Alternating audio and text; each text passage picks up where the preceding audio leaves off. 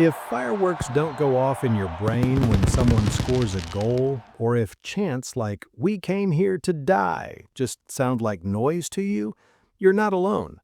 While millions of people are shouting in front of their televisions, painting their faces, and acting like their world is ending because 11 strangers lost a match, only one question might be going through your mind, right? Why? Actually, the difference between passionately loving sports and deriving absolutely no pleasure from them might not just be a matter of preference, it could be entirely about how your brain is wired. Today, we're diving into the psychological world of sports, both its bright and remarkably dark sides. Ready? Let's begin. If you enjoy content like this, don't forget to hit that subscribe button.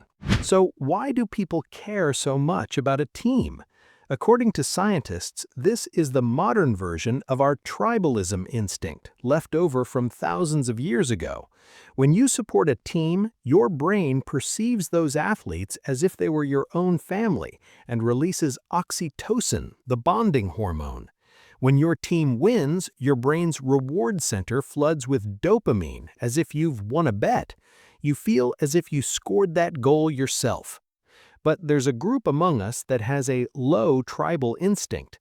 For them, those 11 people on the field remain just information. They don't trigger an emotional response. If you don't follow sports, it doesn't mean you're boring. It means your brain values individual meaning more. In fact, some research suggests that people with little interest in sports score much higher in areas like art, aesthetics, and openness to experience.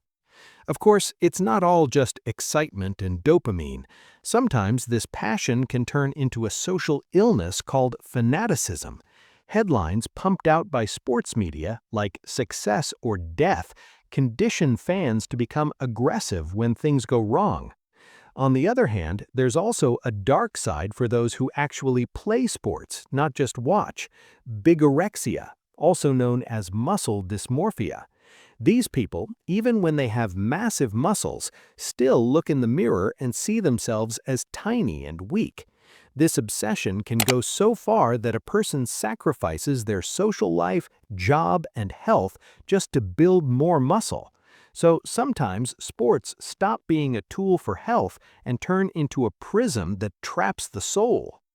Now let's get to that famous situation many of us have experienced. Maybe you've been through this yourself, saying, "I'm starting sports on Monday," and quitting by Wednesday.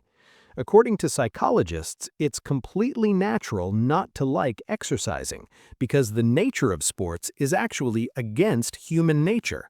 Human beings, when they don't need to, have a tendency to minimize movement. Let me share my own opinion on this.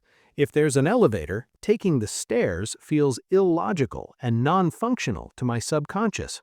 Don't you think so too? Walking or running on a treadmill for hours doesn't actually take you anywhere, and your brain struggles to find motivation for this joyless activity. Plus, when you suddenly jump from a sedentary life to intense exercise, that famous muscle soreness, delayed onset muscle soreness, sends a signal to your brain saying, "Don't do that again." So, should you never exercise? Of course not. The secret is integrating movement into your life without turning it into an obsession or torture. Regular exercise doesn't just build muscle, it increases bone density and reduces your risk of osteoporosis later in life. Most importantly, it protects your cognitive health, your mind. If you're not a professional athlete, don't feel like you have to walk 10,000 steps every day. What matters is that movement is natural, enjoyable, and functional. Maybe it's a walk in nature, or maybe it's just dancing at home to your favorite music.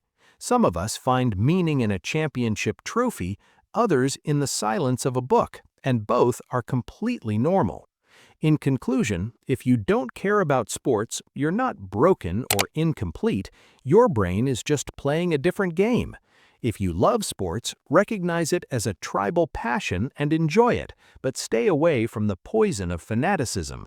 Live your own struggle, don't just watch others. Which side are you on? Are you the type who can't sit still when a match starts, or the type who's already deep into another hobby by then? Let's meet in the comments. Don't forget to like the video and subscribe. See you in the next one. Oh, and one more thing. Don't forget to send this video to a friend who loves sports.